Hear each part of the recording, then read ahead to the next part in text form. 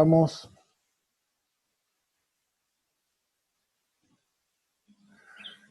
estamos acá reunidos con el doctor Lucas Orlando del estudio Orlando y Asociados, la abogada Suyay Pérez Montenegro, especialista en discapacidad y derecho en salud, al igual que el abogado Lucas Orlando, que además cuenta con especialidad en organizaciones no gubernamentales y organizaciones de la sociedad civil. Eh, Personas que realmente saben, voy a hacer un paréntesis en la presentación, eh, hay muchas personas que saben el tema organizaciones de la sociedad civil. A nosotros cuando la armamos nos costó muchísimo encontrar gente que sepa algo de organización de la sociedad civil. Bueno, una vez que lo conocí al doctor Orlando en reuniones, ya después no necesité el servicio de él, pero charlando se notaba que es de las pocas personas que saben la temática. Ambos dos integran el Instituto de Derechos Sanitarios del Colegio de Abogados Profesionales en Salud. Así que bueno, lo dejo al doctor Orlando y a su equipo para que nos exponga. Hola Lucas, ¿cómo andás? Eh, amplío la pantalla, pónganse el micrófono y suyos los micrófonos. Hola, ¿qué tal, Diego? Hola, buenas tardes a todos. Así que me está acompañando Suyay Pérez Montenegro. Suyay, estamos a ver si habilitas tu micrófono. Déjalo habilitado. Micrófono. Hola, buenas tardes. Bien. La verdad, antes que nada, en nombre de los dos, agradecemos esta charla de hoy, que igual les comento, o sea, Diego, primero que con la Fundación CACIT se viene realizando una serie en conjunto de charlas, que yo algunas de las que me puedo con el tiempo las voy siguiendo. Todavía me quedó muy interesante la que se dio la última de nutrición y sigo tomando nota. Y todas estas actividades son muy fructíferas en el sentido de que nos estamos abriendo los conocimientos, compartirlos, y que acá no tenemos una verdad absoluta, acá también es el día a día, o sea, todos sabemos que la situación de emergencia sanitaria ante el COVID es una cuestión muy dinámica. Entonces, desde el punto de vista del derecho, que encima no es una ciencia exacta, es una ciencia social, hay que ver muchas cuestiones en particulares. Entonces, por otro lado, también queremos, esto lo estuvimos viendo con Suyay, los trabajos que viene realizando en forma periódica, semanales, la Fundación CACIT, que muchos deben estar recibiendo, y si no también está desde bajada de internet de la Fundación, la guía de recomendaciones actualizable. Diego, en ese sentido veo que hay un terreno de campo, y también veo como que el equipo tuyo se ha introducido en ámbitos jurídicos que has tocado, que nosotros, para nosotros son la base de la prevención del conflicto, donde muchas veces aunamos con los profesionales que trabajamos en distintas situaciones, y la verdad que te queremos felicitar porque, bueno, nos estamos llevando también ese material para el campo jurídico que también sirve para la resolución de los problemas. Bueno, nos vino con la Fundación CACIT a través de Diego este tema de los prestadores con las obras sociales, y después algunas cuestiones también vinculadas con familiares de personas con discapacidad o las mismas personas.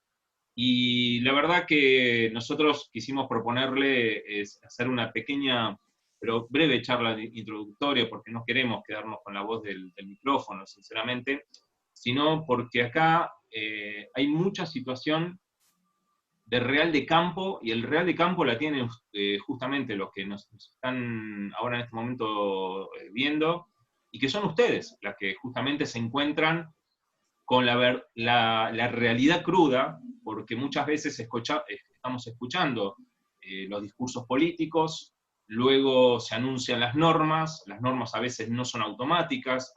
Nos ha ocurrido al principio, casi a fines de marzo, cuando se estaba declarando las órdenes de aislamiento, que hubo normas contra normas, eso también generó, digamos, un inconveniente, pero también nos demostró una realidad donde las mismas estructuras, organizaciones gubernamentales, privadas, habían confusiones, y esto es parte de que errar es humano. Entonces, tenemos por un lado proyectos, discursos, normas, teorías. A veces también estamos, todos nosotros los que estamos participando ahora de este espacio, estamos participando en miles de actividades, y a veces nos damos cuenta que nos quedamos con un gustito a poco. Entonces la idea es comentar algunas pequeñas cuestiones motivadoras, tratar de impulsar una especie de mesa redonda para que después se genere un espacio de preguntas y respuestas, que, vuelvo a insistir y a aclarar, era algo. Nosotros tenemos con Suya las especializaciones abocadas al asunto, pero no tenemos la verdad absoluta. Que quede bien en claro eso, somos otros profesionales más, como tal vez ustedes también son profesionales que nos están viendo, y seguramente están participando otros abogados, y podemos estar consultando también a otros sinfín de otros abogados que podemos llegar a conocer, abogados y abogadas, y cada uno va a tener una situación en particular. Nosotros no sabemos con el perfil de personas que pueden estar presentes, si son todas personas con discapacidad, si son todas los familiares directos, qué tipo de discapacidad, qué tipo de prestadores, etcétera, etcétera, si algunas representan alguna entidad colectiva o ya directamente una persona jurídica que está integrada, como siempre las conocemos, por fundaciones de asociaciones civiles. Entonces vamos a estar buscando algunos disparadores genéricos para luego sí meternos en las preguntas específicas.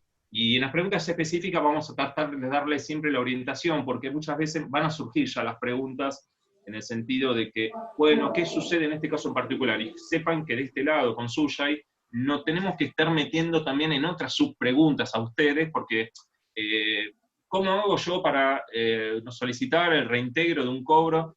Bueno, ahí nosotros, me estás hablando de Ciudad Autónoma de Buenos Aires, Provincia de Buenos Aires, el interior del país, estamos hablando de una prepaga, estamos hablando de una obra social provincial, estamos hablando de una caja provincial propia, o sea, se empiezan a abrir un montón de otras aristas, que entonces ahí vamos a estar dando, en la medida que nosotros podamos y conozcamos, porque sinceramente sepan que estamos integrando todo el país Argentina, y hay muchísimas provincias, entonces pueden haber pequeñas cuestiones de diferencias.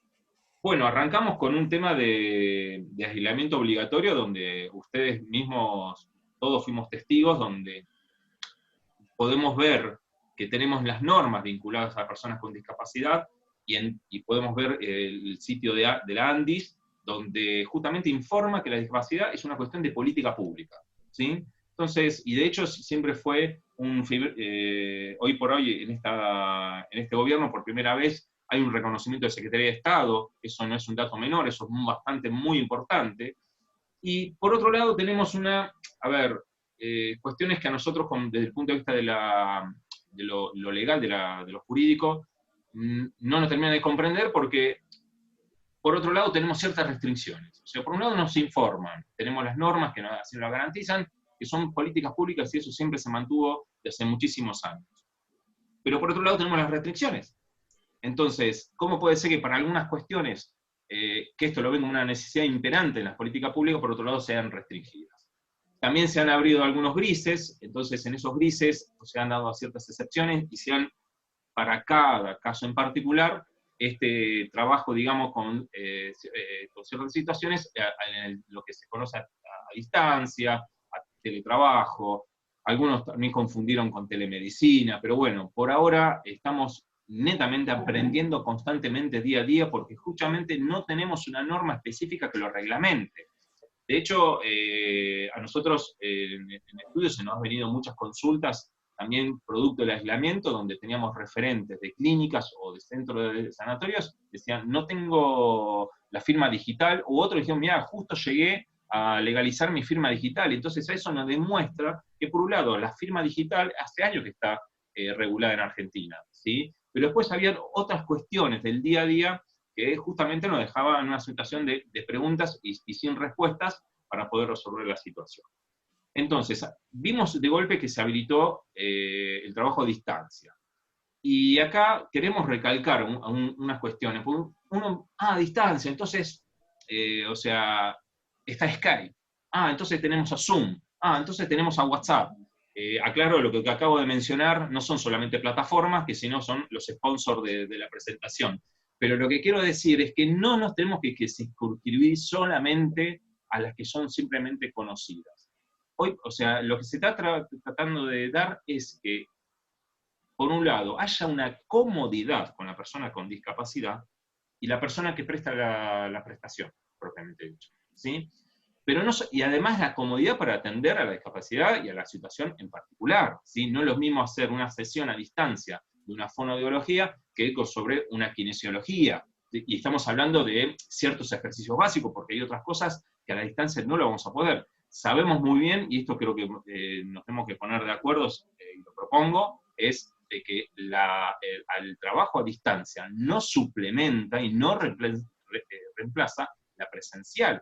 Porque también nosotros el otro día en el estudio charlábamos con todo el equipo, siempre les comentamos los casos, donde tratamos de debatir los fallos que salieron, decir, che, ¿qué pasaría con un psicólogo que está atendiendo a una persona a distancia y genera un brote?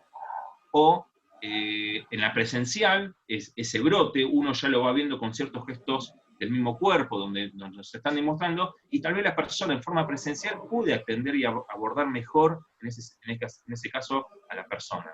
Pero a la distancia, ¿cómo opera? Es una situación delicada. Puede estar a distancia a 2 cuadras, como puede estar a 30 kilómetros, por decir algo. Entonces, ¿cómo cubrimos esa situación? Por otro lado, también, la asistencia también, en el sentido que es privada la sesión. La privada es con quién se la realiza, con la persona con discapacidad. Es con ella, no trabaja en la distancia con el familiar, con la persona de apoyo, no, trabaja con la persona. Entonces, esa persona también necesita estar como si estuviésemos en la presencial, que cerramos el consultorio y atendemos a la persona, y somos directamente, y es suficiente. En el tema de distancia están estos esfuerzos extras. Los puntos, además, esto de buscar una plataforma cómoda, hay que buscar una plataforma segura, ¿sí? Todos somos, principalmente en Argentina, somos muy consumidores de todo tipo de software, lo que es gratuito.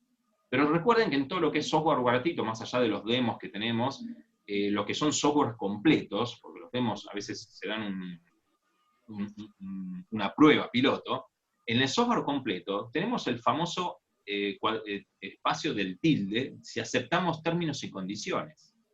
Y si los que estamos acá presentes, que muchas veces utilizamos las redes sociales, si ustedes cuando le dieron y leyeron supuestamente el contrato de aceptación y condiciones, lo primero que dicen casi todos en forma uniforme, que todo lo que usted publica o todo lo que usted da, lo está dando en propietario a la plataforma. O sea, el dueño termina siendo YouTube, el dueño termina siendo Facebook, el dueño termina siendo, o sea, no termina siendo nuestros datos. ¿Se entiende? Eso lo podemos tranquilamente en el contrato. Entonces, busquemos también una plataforma segura en ese sentido. Y acá también tenemos que estar trabajando con una... A ver, yo entiendo que el aislamiento nos trajo un doble trabajo, porque por un lado escuchamos a los familiares y decimos que bueno, aunque sea la sesión lo voy a tener a distancia, es una ayuda, es algo, bienvenido, ¿sí? Sepamos que yo tengo también, tengo uno de mis hijos con personas con discapacidad, y sepamos muy bien que la atención que la puede hacer presencial no es la misma cantidad de veces que la hace presencial no la puede hacer a la distancia. Hay que tener a veces a un chico enfrente a una pantalla por 1 hora. A veces están por un montón de horas con un juego, pero eso es otro tipo de dinámica que los chicos saben elegir, pero con respecto a esta prestación, esto es la dificultad que se tiene, ¿sí? Y esta información también lo conocen y la saben las obras sociales y la superintendencia, que después vamos a estar abocando a ese tema especial. Pero volviendo al tema de las plataformas, y volviendo al tema de consensuar con la otra persona, porque después empezamos, que también me llegaron unos comentarios de otro profesional, que algunos están participando, y sí, pero lo que pasa es que a veces me dicen, no, llamame al celular de mi vecino que tiene datos y el que tiene señal de internet que me la presta, y terminamos diciendo, pará, ¿con quién estoy hablando? O sea, estamos haciendo un acto profesional, ¿sí? Vinculado a un acto profesional de salud, y no tenemos la seguridad de nosotros con quién estamos hablando. Entonces eso es importante estar aclarándolo con la persona y con los familiares directos, y tratar de consensuar hacer un consentimiento adicional, y saber cuáles son los riesgos y las dificultades, porque al fin y al cabo, ¿qué pasa si en el medio de la sesión sufro un corte de luz, sufro un corte de internet, se me paraliza, lo que fuese? la otra persona, me explico cómo los resguardos que hay que llegar a tener. Entonces, y una vez comenzada y teniendo todas esas seguridades, nosotros tenemos que, esto es como a veces lo vemos en las grabaciones de televisión, que vieron que hay un cartelito que dice escena tanto, toma tanto. Bueno, acá pasa exactamente lo mismo. Cada sesión que tenemos que estar tomando, tenemos, hola, ¿qué tal? Mi nombre es Lucas Orlando, soy el profesional. Buscaremos la forma más interesante y motivadora para que la otra persona entienda. Pero el mensaje tiene que ser claro, nos tenemos que presentar que la sesión se está llevando a la distancia, que la sesión se está haciendo bajo cierto formato, bajo cierto tiempo, que del otro lado tenemos a tal persona, ¿sí? Y donde comienza la sesión. O sea, tenemos una pequeña introducción de unos 2 minutos. O sea, tenemos que hacerlo interactivo para que la situación, pero es obligado porque es una manera que también estos archivos de información que vamos a trabajar a la distancia, lo tenemos que tener un resguardo. Y volvemos de vuelta, y ahí también lo vamos a estar abocando ahora más adelante, en secreto profesional.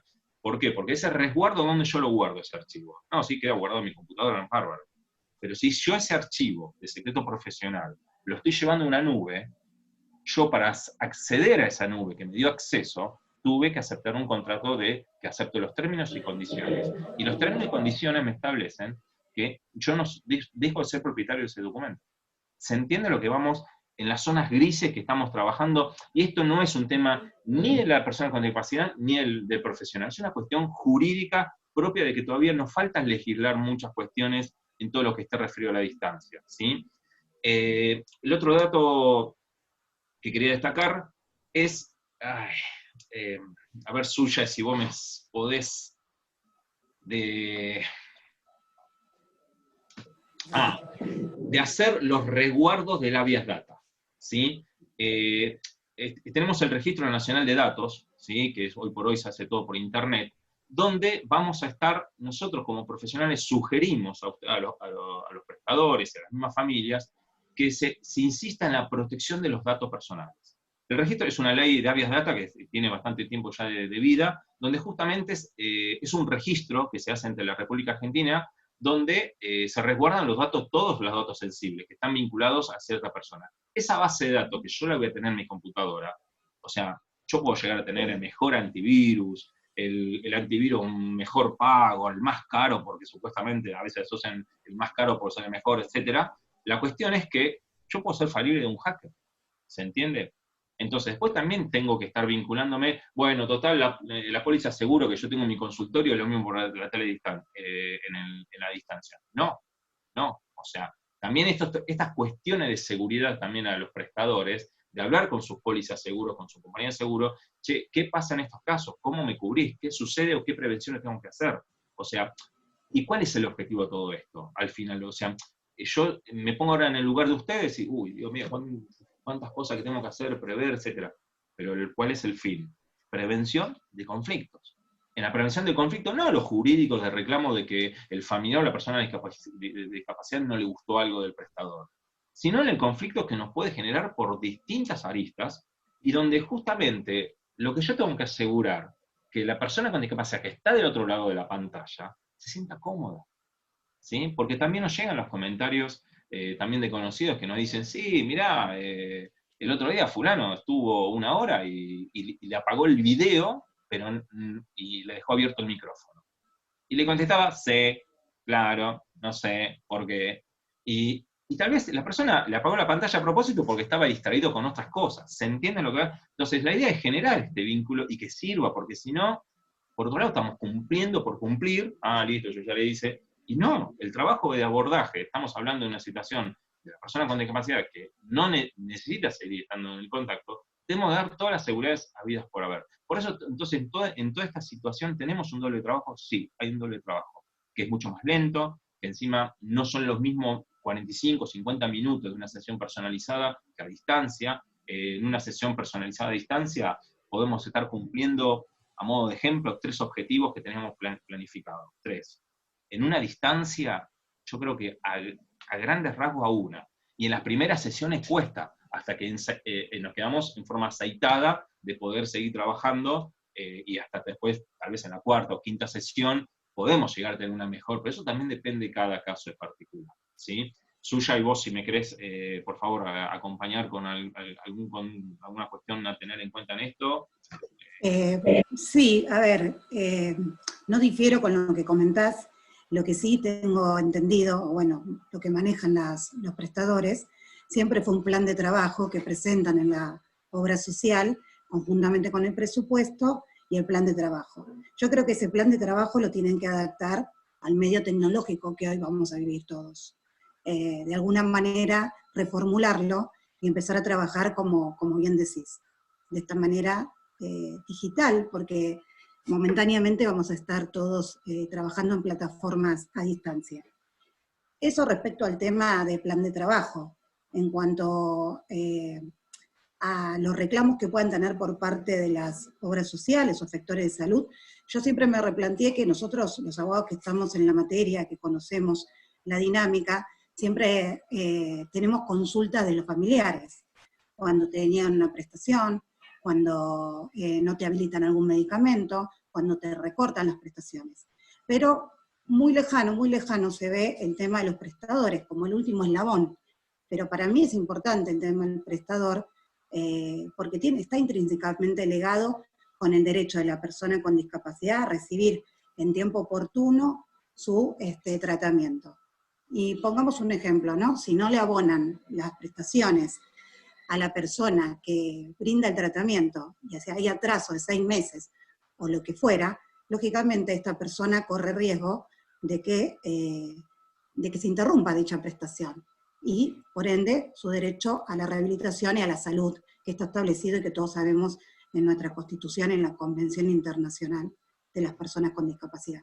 Así que eso también es importante, lo medité y dije, bueno, acá hay una arista que tenemos que ver los abogados, cómo podemos trabajar con los profesionales que asisten a las personas con discapacidad, de qué manera, qué remedios legales les podemos brindar, más allá que sabemos todos que siempre le van a decir, por ahí compartimos con Lucas este tema, le van a mencionar que el amparo lo tiene que iniciar la persona con discapacidad o sus familiares, ya sea por falta de tratamiento, por atrasos en las prestaciones, en los pagos de los prestadores. Pero yo no estoy tan de acuerdo. Yo pienso que, y creo que en esto Lucas comparte conmigo, que un amparo de salud también puede ser iniciado por los prestadores, teniendo en consideración que estamos hablando de tratamientos intrínsecamente ligados a personas con discapacidad. Y que deben cumplirse, y que los efectores de salud son los que deben abonar esos tratamientos, en tiempo y forma, o sea, tienen que brindarlo al 100% y abonarlos oportunamente.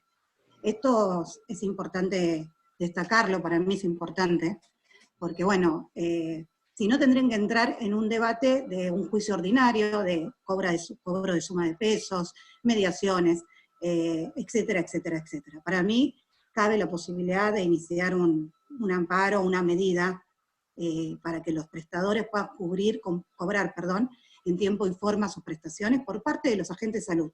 Sabemos todos que el circuito es que uno presenta la factura y que luego ese circuito pasa por auditorías internas dentro de los efectores de salud, luego lo solicitan el recupero a la Superintendencia de Servicios de Salud, y a su vez se lo depositan en una cuenta que debe abrir el efector de salud, y desde allí transfieren el dinero de la prestación al CBU del prestador. Esto no puede tardar más de 15 días, a mi entender. Como lógica debería tardar eso. De hecho se hizo ese remedio para que no se cobrara, no tuvieran que ir a cobrarlo personalmente los prestadores a cada obra social en días y horarios indicados, o que lo pagaran a los familiares, y que los familiares después le tendrían que pagar a los prestadores. Con lo cual a mí me parece que eso se tendría que aceitar un poco y lograr que se cumplan en un tiempo oportuno para que todos puedan trabajar y cobrar, porque nadie puede trabajar sin cobrar. Es entendible para todos los efectos. Entonces, me parece importante destacar ese punto con respecto al pago. Quizás por ahí me adelanté un poco, no sé, Lucas, si querés. No, sí, pero ¿sabes qué? También el tema, la vergüenza, pues una vergüenza por otro lado, Sí. Pero el sistema es así. Sí. El valor, o sea, no hay un valor acorde a un denominador común que se actualiza por sí solo. A ver, estamos en 2020.